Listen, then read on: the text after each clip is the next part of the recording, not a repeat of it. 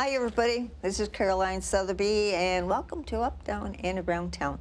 Before I get into anything else, I picked this up at the Yak Arena, and it shows all those little red X's there.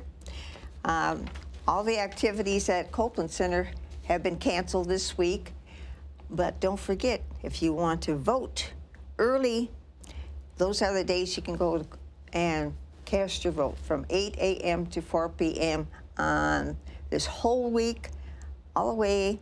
Of course, voting is the 27th, but the 28th also. Just wanted to get that out because there's a big sign from the City Hall saying, remember, you can.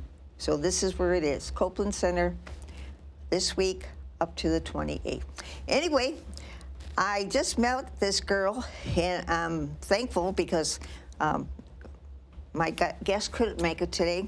I went to see Janelle yesterday. She made a call to Leann and came on the show. So Yeah. Thanks a lot. Thank you for inviting me. You know what? I've often wondered what the Soroptimists actually do. I never got too involved, but I saw that big name. They were always active. What is a Soroptimist? So a Soroptimist is an organization. It's a group that focuses on supporting women in the community, supporting women's groups and organizations. And our particular group does a lot of work with human trafficking and supporting women that have been trafficked and organizations that support those people that have been trafficked. Okay. So in the past month, there was one event that I went to, and a lot of activity going on, but you did have one individual that was a victim and a survivor of it that was there and gave her life story, so to speak. So it does affect people in Downriver area as well as everybody else in the States. With you people, you probably are involved in an awful lot with the groups that get in contact with them. How do you find out what's happening? Do you have an inspector or an investigator? Maybe you can give us an idea on that. How do we find out about these circumstances? So because we've been involved in human trafficking involved in supporting people in organizations, nonprofits, and human trafficking, we get a lot of information from those organizations. Sparrow is one place that we get a lot of information from, and we also support them. So the Battle for Freedom, which is the event that you were just speaking of, was a few weeks ago. We held it at Crystal Gardens, and it was a sold-out event. And we were grateful because those funds are what we're able to use to support other organizations and also to support things that our Soroptimist organization does, things like the up-and-coming seminar and grants for young women who are going to college, scholarships for young women going to college, things like that. So we were very grateful at the turnout, and also I think grateful for the opportunity for people to really begin to understand that Michigan, first of all, Michigan is ranked, depending on where you look, anywhere from 3rd to 5th in human trafficking. And part of that is because we're so close to Canada, and because we have such basically a great highway system that moves from Michigan all the way down to Florida. And so it's pretty convenient for traffickers. We also have a lot of big events in the Detroit area, the auto shows, different kinds of activities where there are sometimes people that are interested in just going out and enjoying themselves. Yes, and of course with human trafficking that's extraordinarily inappropriate. So what we want to do is really educate our Downriver community about human trafficking, about really the dark web, which contains a lot of negative information, but presented in a very positive way to our children. Things that we, as a parent and grandparent, that I don't even recognize. And so we want to make sure that our parents have that information, and our schools, our educators, our social workers have that information as well. So the Battle for Freedom, which is the event that we just had, we do that every other year. It's a very big event and takes a lot of time and energy. This year, I can't remember if I said, we raised over $40,000. Yes, Beautiful. Which is just amazing. Yeah. And so just helps us so much to be able to help the community. And that's what Soroptimists are all about, right? We're all about helping people in our community. And so the seminar that we're doing, the Educate, Empower, and Eradicate Human Trafficking, it's completely free. And even a free lunch is included. So if you need a lunch for the day, lunch is included. But it's a day of information. Many of our families, and I'm sure you've seen this yourself, like on Facebook, oftentimes people think that human trafficking is, a big white van is going to pull up in the Meijer parking lot, and they're going to drag you by your ponytail into the car. And that does happen, but it's about 3%. It's a very low portion of the human trafficking. And so they're getting young people in different ways. A lot of them they're getting through the internet, drawing them in different ways through the internet. And then there's also familial trafficking, which is a family member trafficking another family member. Oh, really? And that's also very common. Of course, we wouldn't necessarily know who that is, but being able to recognize what it looks like when someone is being trafficked. So that's another reason for this particular event. We have two survivors that will be speaking. One is Joyce Haskett. She was trafficked for many, many years, and now is a clinical social worker. She supports victims from human trafficking. She did shoot her trafficker and ended up being imprisoned for 17 years. While she was in prison, that's when she got her degree in social work from the University of Michigan. She was the first woman to get a degree while in prison from the University of Michigan. And so she'll be there speaking. She's our keynote speaker. And has a lot of information to share about what does it look like when somebody's being trafficked, that there is hope, even if a person has been trafficked, that we can still help. We can help the individual to live a wonderful, positive life, that there's a lot of support out there. But we also want to make sure that we're catching it before it gets too far to protect our kids. Yeah, because I think once you get in, you really can't get out. I mean, just like you mentioned, she actually killed her abuser, but she lands up in prison for 17 years because she did it. What was the justice done to her? Yeah. Her story, she'll share that in her story. I don't know all the details. Yeah. I've talked to her on the phone, and she is lovely and very excited to talk to the folks that are coming to our seminar, to help them to understand what it might look like if someone's being trafficked. I know at the Battle for Freedom, we did have a young woman who spoke there, who was trafficked. And a lot of the trafficking, once they start trafficking the person, they get them addicted to drugs. And that's a part of how they keep them in the human trafficking, keep them engaged in that, because then they need to get the drugs, right? And so this particular young woman was addicted to drugs, had an overdose or a medical condition where the traffickers just threw her out in a field, and someone happened to be walking by and found her basically in a ditch, which is what saved her life.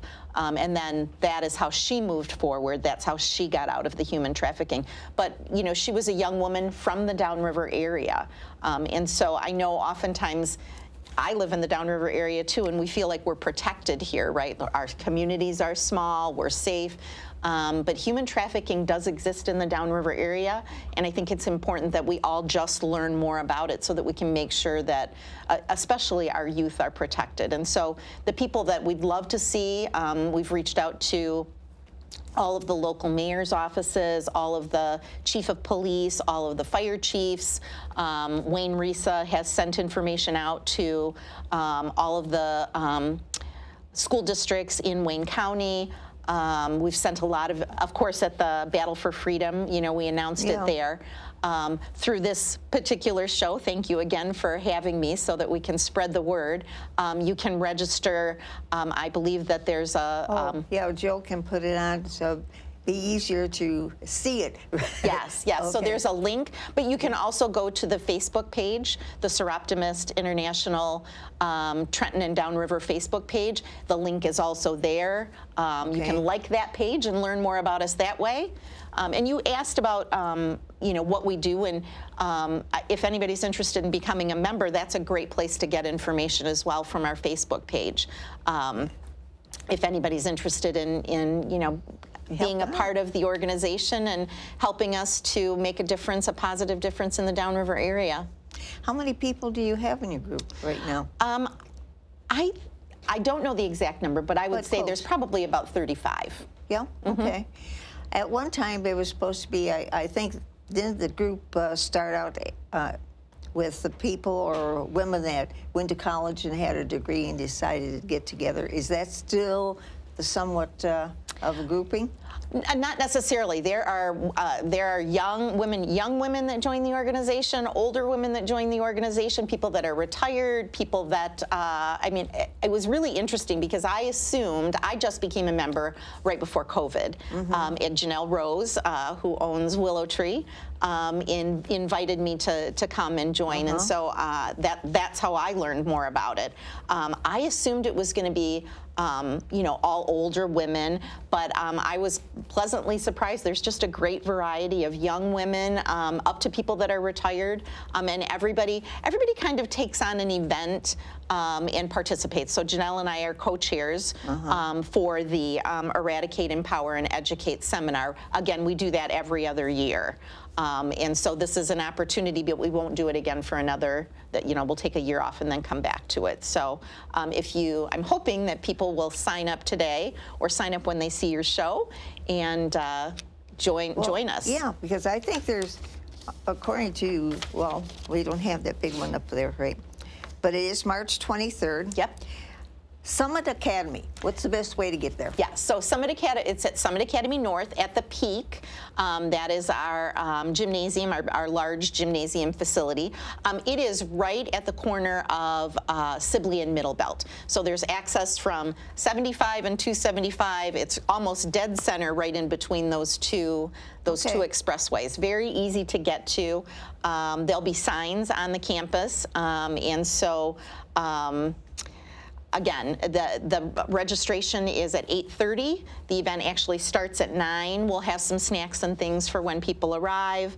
And then we'll also have some folks there to share more information if you have questions and things like that. So we'll have some folks from Sparrow. We also have, I spoke of Kevin. We also have Melissa Novak from the FBI. She's a victim specialist from the FBI. She'll be there.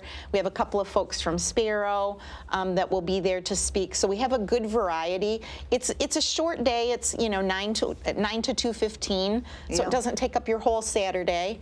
But I think it's very much going to be worth it. Worth it, especially for parents, educators. What surprised me. Like Joyce, you mentioned, but had to kill her abuser and gets a jail sentence for 17 years. There are a lot of things that I think Kevin's going to talk about. Share information on what's really outgoing or going on with kids on the internet.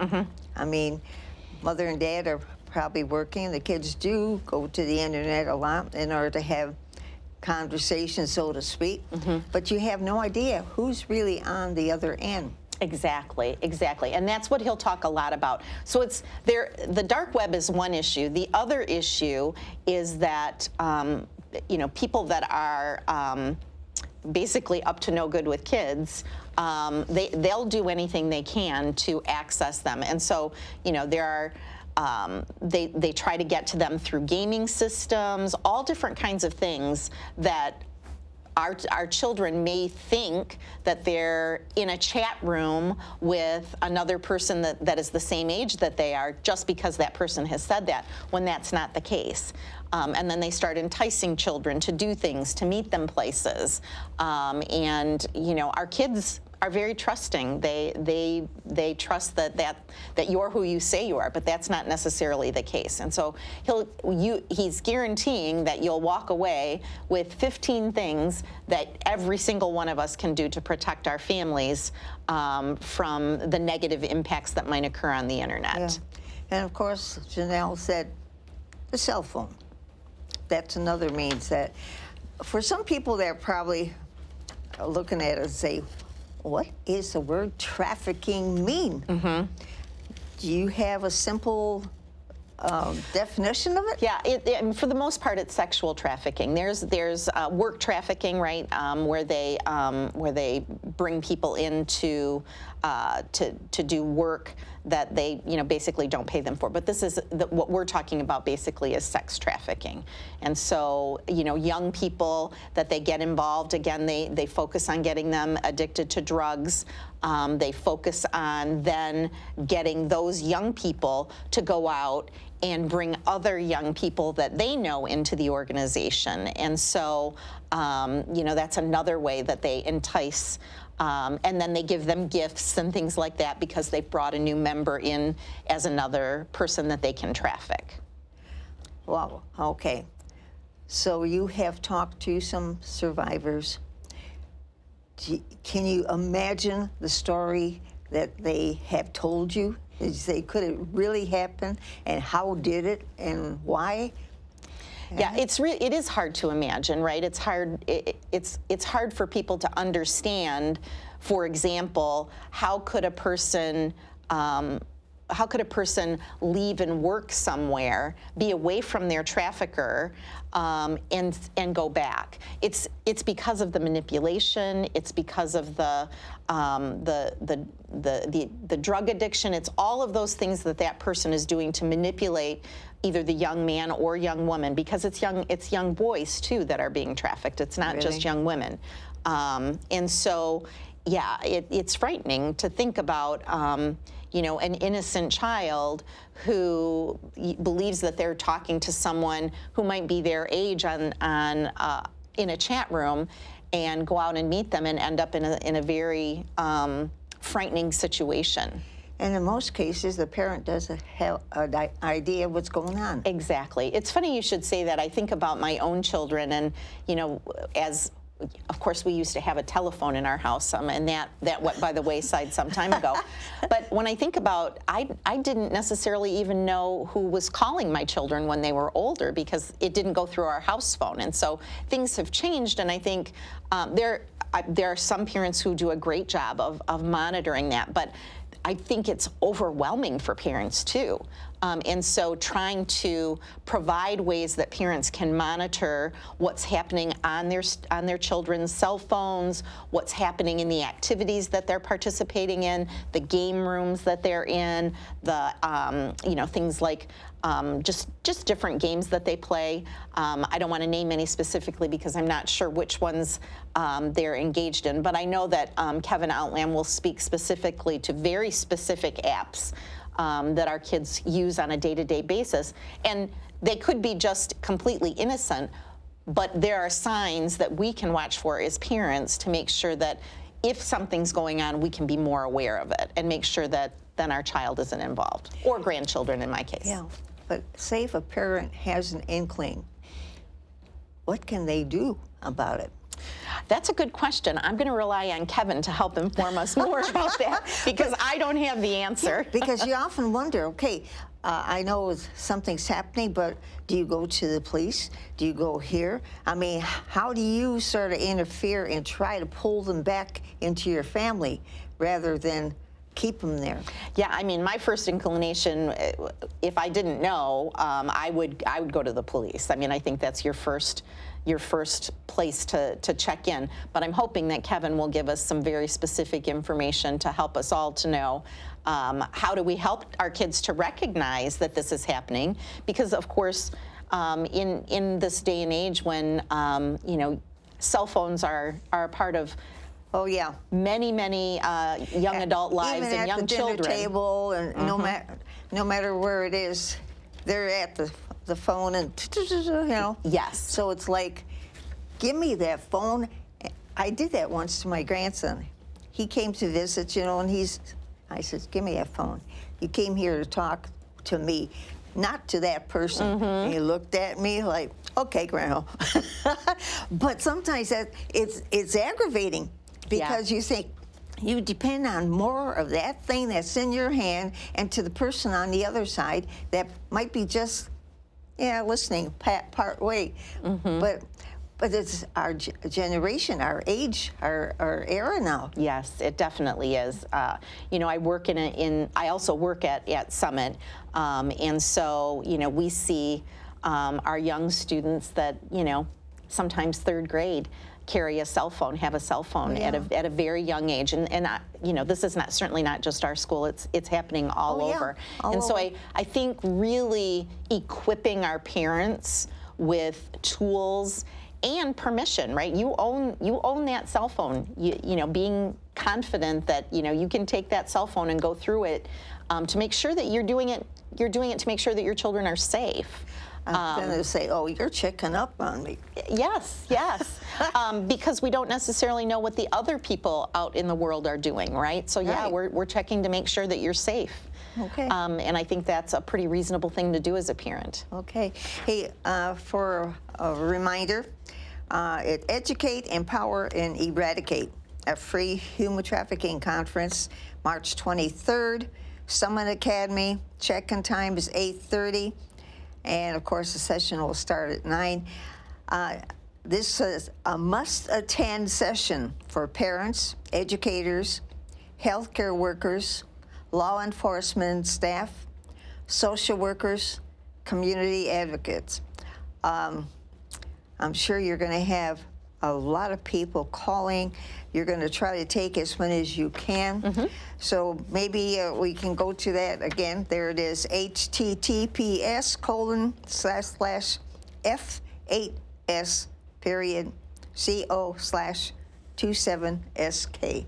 And that's the registration form that you can put on it. Yes, you do need to register ahead of time. So, you can use that, or you can go to our Facebook page. There's also a QR code on our Facebook page that you can use too. So whatever works best. Okay. Other speakers include the FBI victim specialists and guests from Sparrow. Wow. Okay. So if you go there, you bring your notebook and pen and pencil, right? That's what I would do. Down. Yep.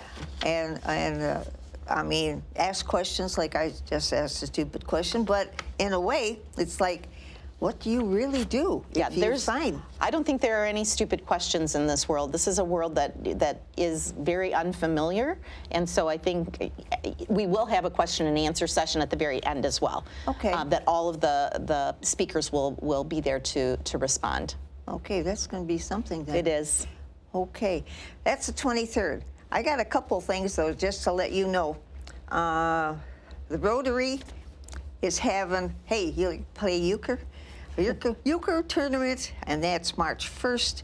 Just giving you the dates fast because I can't put too much time on it. There's a spaghetti dinner for the American Legion, the Wind-Up Animal Shelter. That's going to be at PRCU on Saturday, March 2nd from 2 to 8. Now the rowing group is having their luau. That's going to be at the boat club, I'm sure, Saturday, March 2nd, 6 p.m. to midnight. Another thing coming up after that, oh yeah, we got this, and it's going on. Remember how they used to have soup day, and they used to have good old time. They'd come back and talk about, well, that's coming back in again.